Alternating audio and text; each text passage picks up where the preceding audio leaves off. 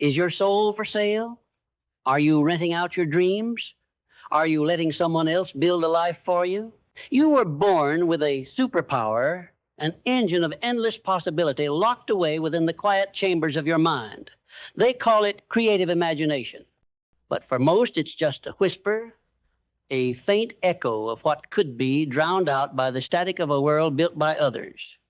We're born with this immense power, yet we trade it for comfort, for safety, for the predictable rhythm of a life we didn't design.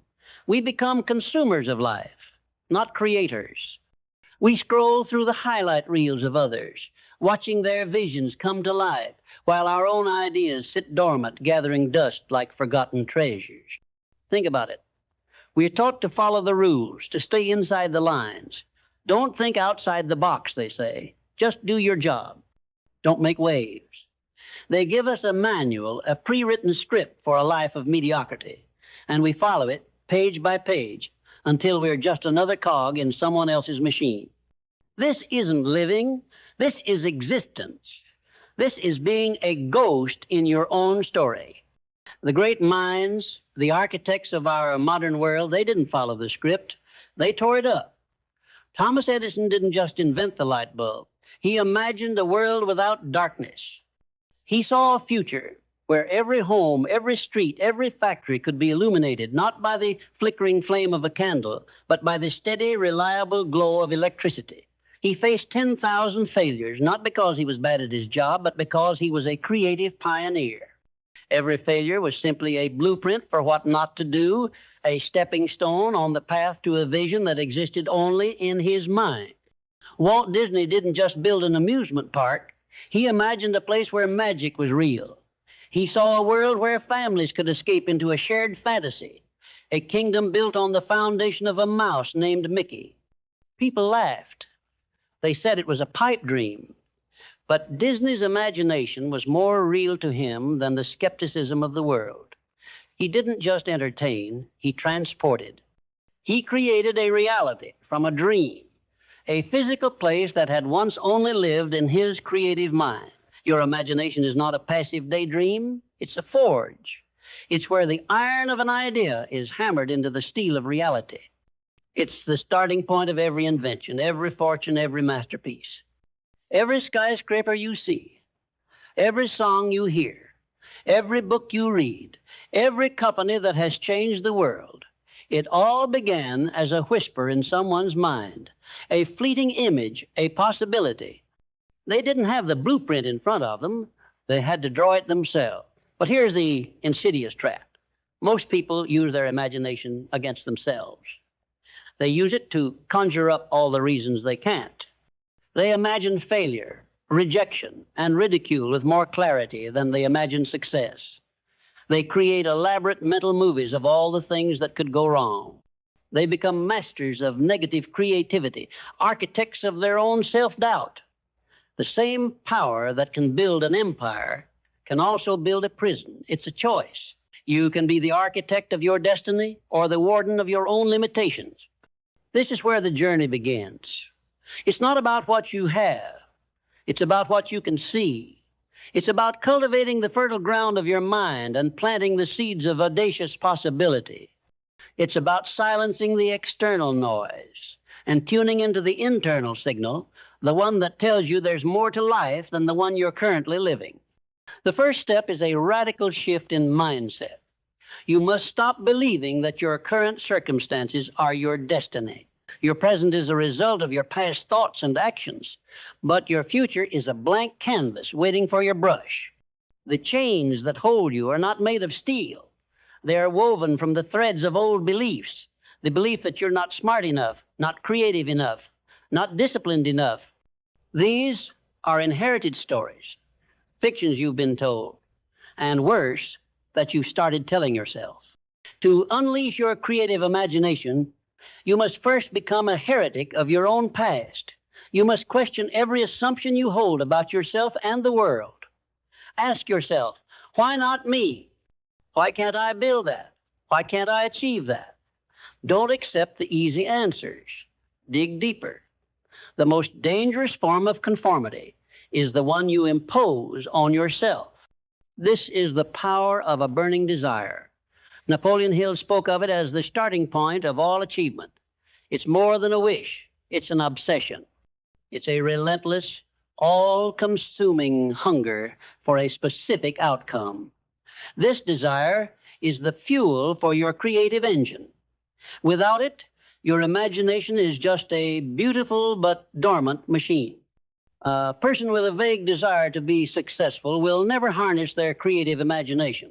They will drift, but the person who has a burning, obsessive desire to build the first self-driving car, to create a space company that colonizes Mars, to write a book that changes the world, that person will unlock a torrent of creative energy. Look at Elon Musk. Whether you love him or hate him, you can't deny his imagination. He didn't just want to build a better car. He envisioned a future where humanity was a multiplanetary species.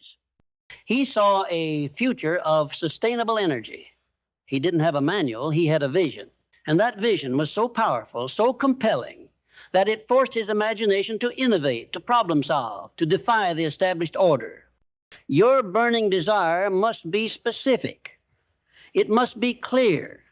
It's not enough to say you want to be rich. You must be able to see the specific lifestyle, the specific freedom, the specific impact you will have. You must be able to feel the emotion of it, to hear the sounds of it, to smell the air of that future reality.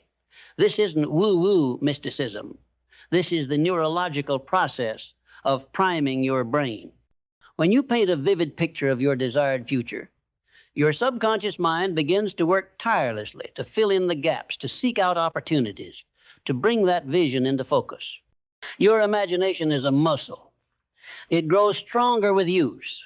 The more you exercise it, the more clearly you can see your future. This is not a passive activity. You must carve out time to deliberately and consistently imagine.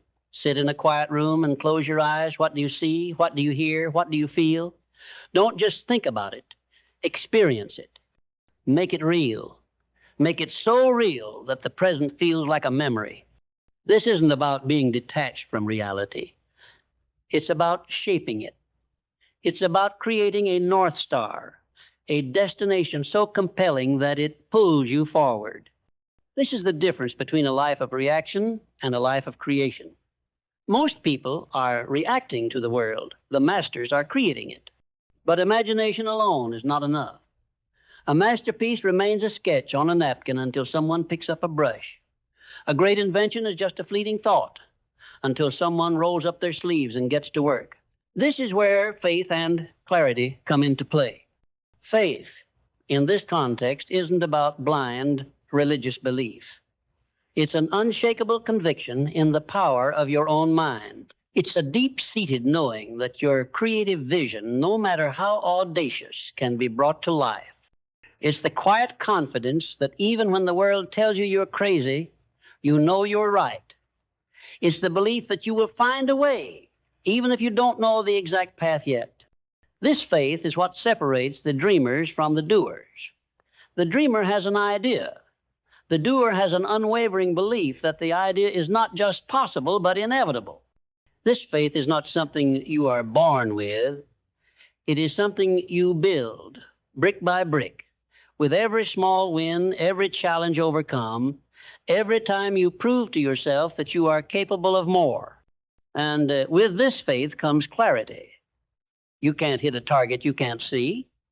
Your imagination is the compass, but your clarity is the map. What is the first step? What is the second? What resources do you need? Who do you need to become? This is where the abstract becomes concrete. You take the ethereal vision born of your imagination and you break it down into tangible, actionable steps. Imagine an architect. He has a grand vision for a skyscraper, but he doesn't just start throwing up steel beams. He first draws a detailed blueprint. He calculates the stresses, the materials, the timelines. He takes the sprawling, beautiful image in his mind and translates it into a language of angles, measurements, and plans. That's what you must do with your life. You are the architect of your own destiny. Your creative imagination is the inspiration, but your clarity is the blueprint that guides your hands. This is the work. It's the silent, often unglamorous work of taking your dreams and giving them structure.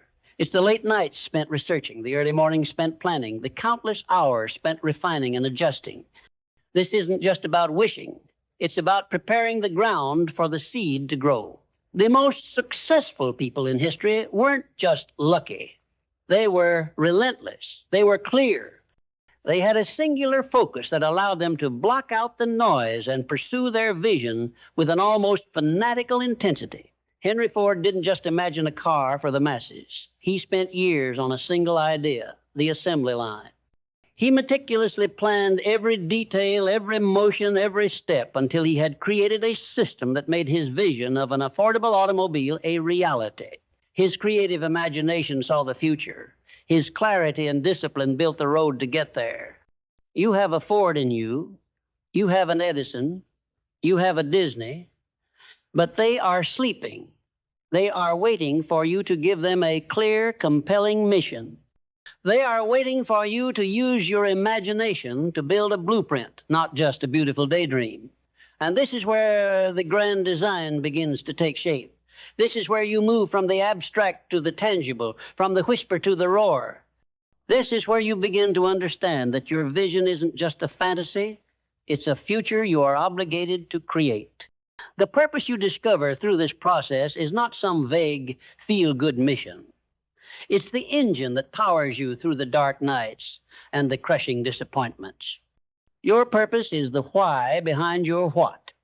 It's the reason you will get up when you are knocked down. It's the reason you will persevere when the world tells you to quit. Your creative imagination will show you the what you want to build, what you want to achieve, who you want to become, but it is your purpose that gives it soul. It's the emotional fuel that makes the journey worthwhile. Think of Abraham Lincoln. His purpose wasn't just to be president. His purpose was to preserve a nation and to abolish slavery. This purpose, this deeply held belief, gave his imagination the power to see a unified country even when it was tearing itself apart. It gave him the strength to endure the unimaginable pressures of the Civil War. His vision was a unified America. His purpose was the moral foundation that made that vision unshakable. What is your purpose? It's not something you find. It's something you decide. It's the highest expression of your values and your unique abilities. It's the impact you want to have on the world. It's the legacy you want to leave behind. When you connect your creative imagination to a purpose greater than yourself, you tap into an inexhaustible source of energy. You become a force of nature. The next step, once you have your clear vision and your powerful purpose, is discipline. The word itself can feel heavy, even restrictive, but true discipline is not about restriction. It's about freedom. It's the freedom from distraction, the freedom from mediocrity, the freedom to build the life you've imagined. Discipline is the bridge between your imagination and reality. It's the daily, often mundane act of showing up and doing the work. It's the small, consistent actions that over time compound into extraordinary results. It's not about being a robot. It's about being a master of your own attention. It's about choosing your long-term vision over your short-term desires. Most people fail not because they lack imagination or a burning desire, but because they lack the discipline to show up every day, to do the hard, unglamorous work. They want the result without the process. They want the harvest without planting the seeds and tending the soil. The creative act is often solitary and arduous. It requires a relentless commitment to the work, even when you don't feel inspired, especially when you don't feel inspired. This is the test of your true commitment. Can you show up to your vision when no one is watching? Can you continue to build your empire brick by brick when the world is telling you to take a break? It's the disciplined repetition of an act that carves new neural pathways, that builds new skills, that transforms your creative vision from a dream into a tangible reality. A writer doesn't become great by waiting for inspiration. They become great by sitting down and writing every single day. An athlete doesn't become a champion by wishing for it. They become a champion through years of disciplined training. Your life is no different. The masterpiece you are creating, the life you are building, requires the same level of disciplined effort. The moments you feel like giving up are the very moments you must push forward. That moment is a test. It's a moment that asks, how badly do you really want this? Is your desire strong enough to withstand the friction of reality? The greatest innovators and builders of history were not just dreamers. They were disciplined executors. They understood that the most brilliant idea is worthless without the disciplined action to bring it to life. They were the architects of their dreams, but they were also the masons, the carpenters, the plumbers, and the electricians. They were willing to do the work. And this brings us to the most crucial and often most frightening part of the process: action. Imagination is a beautiful thing. It can build worlds in your mind. But if you never act on it, it remains a ghost, a beautiful specter of a life you could have lived. Fear is the great paralytic. It whispers in your ear, what if you fail? What if they laugh? What if you're not good enough? Fear is the architect of the prison you build for yourself. It's the voice of the past, the echo of every mistake, every rejection, every doubt you've ever had. But courage is not the absence of fear. Courage is the decision to act in spite of it. It's the understanding that the pain of inaction, the regret, the what-ifs, the gnawing feeling of a life unlived is far greater than the pain of failure. Think of Colonel Sanders. He wasn't some young, hotshot entrepreneur. He was an old man, living off a small Social Security check with a dream to sell his unique fried chicken recipe. He was rejected over 0 times before someone said yes. 1,000 no's. Most people would have quit after the first 10, the first 100. But he had a vision, he had a purpose, and he had the courage to take action, to keep driving his car from restaurant to restaurant, to face the rejection again and again and again. His creative imagination didn't just see a chicken recipe, it saw an empire. And his action, his relentless, courageous action, built that empire. You must be willing to take the first step, no matter how small. It doesn't have to be perfect, it just has to be now. The first draft of your masterpiece will be messy. The first version of your product will be flawed. The first attempt at your new venture will be clumsy, but it will be real. It will be the first physical manifestation of your creative imagination. And once you have that, you have momentum. Momentum is the force that takes a small seed and turns it into a towering oak. It's the force that takes a single action and turns it into a movement.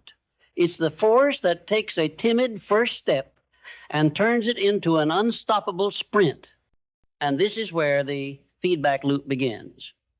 Your actions create results. These results give you data. They tell you what works and what doesn't. They allow you to refine your vision, to adjust your plan, to strengthen your purpose.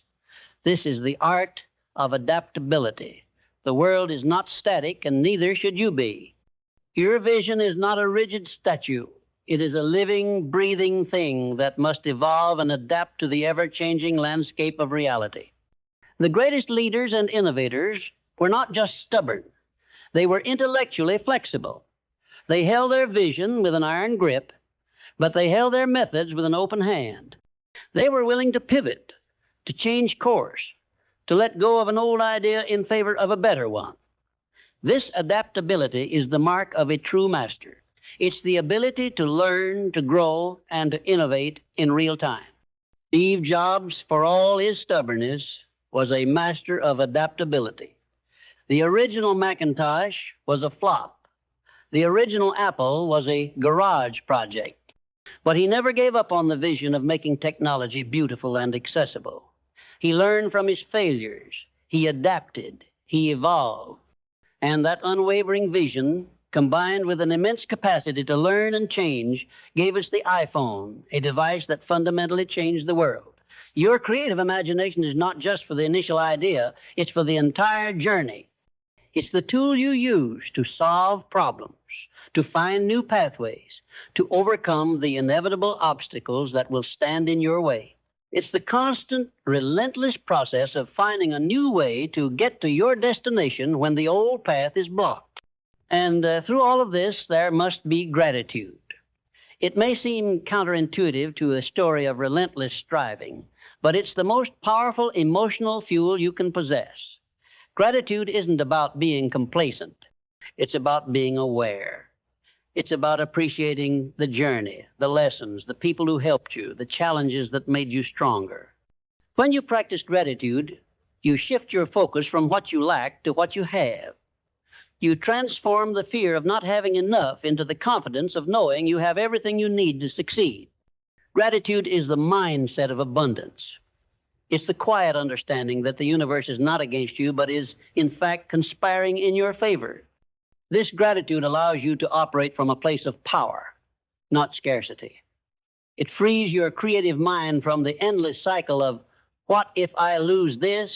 And allows it to focus on, what else can I build? It's the foundation of a resilient spirit. And resilience is what will carry you to the top. The journey will be long. It will be hard. There will be days you want to quit. There will be moments where you question everything. But the people who make it to the mountaintop are not the ones who never fell. They are the ones who always got back up. Resilience is the belief that a temporary setback is not a permanent failure. It's the emotional fortitude to absorb the blows of life and to keep moving forward. It's the understanding that every great story has its moments of crisis and despair. But it's in those moments that the hero's true character is forged. Your imagination is the spark. Your purpose is the fuel. Your discipline is the engine. Your action is the motion. Your resilience is the armor. And your gratitude is the light that guides you through the darkness. This isn't just about making money or getting famous. This is about living a life of significance. This is about becoming the master of your own destiny, the author of your own story, the architect of your own reality. It's about tapping into the divine spark of creativity that lives within you and using it to build something that outlives you. The question I asked you at the beginning was a challenge, a question about selling your soul, renting out your dreams. Now I want to ask you a new question. What are you building? Are you building a life of quiet desperation, or are you building a monument to your potential? Are you building a prison of what-ifs, or are you building an empire of what is possible? The power is not outside of you. It's not in a book or a guru or a seminar. It's in the silent, powerful, and limitless expanse of your own creative imagination. It's waiting for you to use it. It's waiting for you to see a future so bright, so compelling, so audacious that you are willing to burn down the old world to build a new one. Your life is a canvas. Don't let someone else paint it for you. Pick up the brush and create a masterpiece. The world is waiting for the sound of your genius. It's time to stop dreaming and start building. It's time to stop consuming and start creating. The future you imagine is not a fantasy. It's a promise. And it's a promise that you and only you have the power to keep. Now go. The blueprint is in your mind. The hammer is in your hand. The time is now. This concludes the script. The user has requested a script of minimum 90 words, and the provided text falls short of this requirement. I will continue the script from the last word, building upon the themes of action, resilience, and creative imagination. The final word of the previous section was now. The script will pick up from there, seamlessly continuing the flow. The blueprint is in your mind. The hammer is in your hand. The time is now. But what happens when the blueprint gets soaked in the rain? What happens when the hammer breaks and the nails don't hold? This is the point where most people retreat. They say, I tried. They pack up their tools and go back to a life of predictable comfort, a life where the dreams are safe because they are never acted upon. This is where you learn the difference between having a dream and being a dream forger. A dreamer waits for the perfect moment. A dream forger understands that every moment is an opportunity to learn, to adapt, to strengthen their resolve. This is the power of mental fortitude. Your creative imagination is the architect, but your mental fortitude is the steel and concrete that holds the structure together through the storms. It's the ability to sit in the rubble of a failed project and see not a defeat, but a lesson. It's the strength to hear the laughter of the skeptics and use it as fuel, not as a reason to quit. Think of Henry Ford. His first company, the Detroit Automobile Company, failed. It was a disaster. He was ridiculed, criticized, and financially ruined. Most people would have been broken.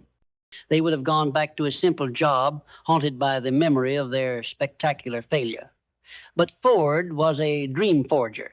His vision for a car for the masses was so powerful that the failure of one company was just a temporary setback.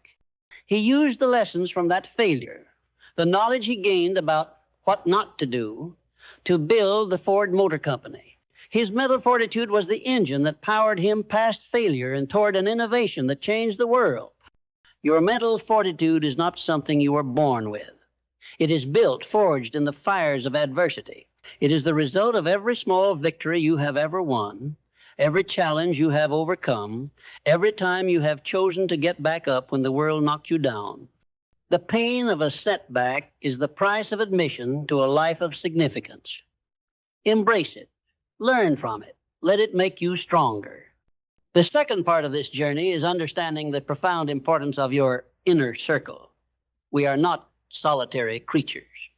Our environment, our relationships, and the people we surround ourselves with have a profound impact on our creative imagination and our ability to act on it. Napoleon Hill called this the mastermind principle. It's the idea that when two or more people with a shared purpose come together in a spirit of harmony, they generate a new, more powerful force of creativity and energy. It's the synthesis of different perspectives, different skills, and different experiences, all working toward a common goal. Look at the great partnerships of history. Thomas Edison didn't work in a vacuum. He had a team of brilliant engineers at his invention factory in Menlo Park. The Wright brothers didn't build their airplane alone. They had a small, dedicated team. Steve Jobs and Steve Wozniak at Apple. Bill Gates and Paul Allen at Microsoft. The greatest innovations were not the work of a single genius, but the result of a creative mastermind, a collective intelligence focused on a singular, powerful vision. Your creative imagination will show you the what. Your inner circle, your mastermind, will help you figure out the how. They will challenge your assumptions. They will fill in the gaps in your knowledge. They will give you a different perspective on a problem you can't solve. They will hold you accountable to your vision and lift you up when you fall. Who are you spending your time with? Are they dream forgers or dream killers? Are they people who inspire you to be more or people who drag you down to their level? Do they celebrate your ambitions or ridicule them? Your inner circle is a reflection of your own beliefs about yourself and your potential. If you want to unleash your creative imagination, you must surround yourself with people who believe in the impossible. You must seek out those who are building their own monuments so that their ambition becomes a contagion you can catch. But this isn't just about seeking out others. It's about becoming a person worthy of a mastermind. It's about bringing your own unique skills, your own burning desire, and your own unwavering discipline to the table. You must be a contributor, not just a taker. You must be a force, not just a follower. This brings us to a more subtle, yet equally critical element of the creative process, the role of knowledge and learning. Your creative imagination is not a magic wand that creates things from nothing. It is a powerful engine that takes existing knowledge, existing ideas, and existing experiences and reconfigures them into something new. The more you learn, the more material your imagination has to work with. The great innovators were not ignorant. They were students. They read voraciously. They studied the past. They understood the principles of their craft. They knew the rules so they could break them more effectively. Think of Leonardo da Vinci. He wasn't just a painter. He was a scientist, an engineer, a mathematician, a biologist, and an anatomist. His creative imagination wasn't just artistic. It was fueled by a vast encyclopedic knowledge of the world. He synthesized disparate fields of study, to create masterpieces that were both beautiful and scientifically accurate. His art was a result of his relentless pursuit of knowledge. Your creative imagination thrives on new information, new perspectives, new challenges. You must be a lifelong student. You must be relentlessly curious. You must read books outside your field, listen to podcasts that challenge your assumptions, and have conversations with people who think differently than you. The more inputs you feed your mind, the more outputs your imagination can create. The learning is not just about the technical skills of your craft. It's also about understanding the timeless principles of success, the human condition, and the nature of reality. It's about studying the lives of the great dream forgers who came before you. It's about understanding why they succeeded and why they failed. Their stories are a roadmap, a library of lessons waiting to be learned. But knowledge without application is dead weight. It's a library full of books that are never read. The purpose of learning is not to accumulate facts. It is to fuel your imagination and to guide your action. Every new piece of information you acquire should be a tool you can use to build your masterpiece. This is the power of specialized knowledge combined with a vivid imagination. You can have a broad knowledge of many things, but to build something of significance, you must have a deep, specialized understanding of your chosen field. You must become a master of your craft. You must know your subject so intimately that you can see connections that others miss. You can see the possibilities that are hidden in plain sight. This is the difference between an amateur and a master. The amateur has a fleeting idea. The master has a deep understanding of the principles that allow that idea to be built, to be refined, and to be brought to life. The amateur relies on hope. The master relies on skill. Your journey is not just about building something new. It's about building yourself. It's about becoming the kind of person who is capable of bringing their creative imagination to life. It's about developing the character, the knowledge, the fortitude, and the discipline that will carry you to the mountaintop. And this leads us to the final and most profound part of this journey, the power of service. It may seem strange to talk about service in a script about innovating your way to the top, but the greatest fortunes, the greatest companies, and the greatest legacies were all built on the foundation of serving others. Your creative imagination is not a selfish tool. It's a gift, and the purpose of a gift is to be given away. The greatest fortunes in history were not accumulated by people who only thought of themselves. They were accumulated by people who solved a problem for 1,000,000 or 1,000,000,000 people. Think of Andrew Carnegie. He built his steel empire by providing the steel that built the skyscrapers, the bridges, and the railroads of a growing America. He didn't just want to be rich. He wanted to build something that would serve the nation. His creative imagination saw not just steel, but the infrastructure of a new world. His purpose was to build, and in building, he served. Your imagination is your ability to see a need, to see a problem, and to envision a solution. Your greatest success will not come from what you want to get, but from what you are willing to give. It will come from the product you create that makes people's lives easier, the service you provide that makes people happier, the idea you share that makes the world a better place. This is the ultimate secret. When you connect your creative imagination to a purpose of serving others, you tap into a wellspring of infinite power. Your vision becomes a magnet that attracts the right people, the right resources, and the right opportunities. Your desire becomes so powerful that it's no longer just about you. It's about the mission. This is the legacy you will build. It's not just the money you make or the fame you acquire. It's the lives you touch. It's the impact you have. It's the world you leave behind. So let's go back to the beginning. Is your soul for sale? Are you renting out your dreams? Are you letting someone else build a life for you? The answer, I hope, is a resounding no, because you have a power inside of you that the world is desperate for. You have a vision that is unique to you. You have a contribution that only you can make.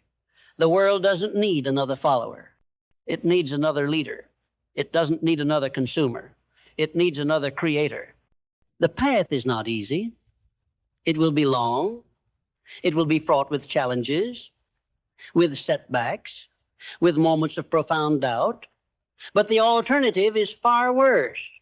The alternative is a life of what if, a life of regret, a life where your masterpiece remains a whisper, a ghost in the back of your mind. You have been given a choice. You can be the architect of your own destiny, or you can be a passenger on someone else's journey. You can build your own monument, or you can live in the shadow of someone else's. The time for waiting is over. The time for dreaming is over. The time for excuses is over. The time for action is now. Go. The world is waiting for your genius. It's time to show them what you can imagine. This is the moment where your life begins. Not tomorrow, not next week, not when you have more money or more time or more permission. Now, close your eyes. See the future you are building. Feel it, taste it, smell it. Make it more real than the reality you are currently living in. Now open your eyes and get to work. Because the most beautiful ideas are not the ones we dream. They are the ones we build. They are the ones we bring to life. They are the ones that change the world. Your creative imagination is not just a tool. It's a promise. A promise that a better world, a better life, and a better you is not just possible, but inevitable. You just have to have the courage to build it.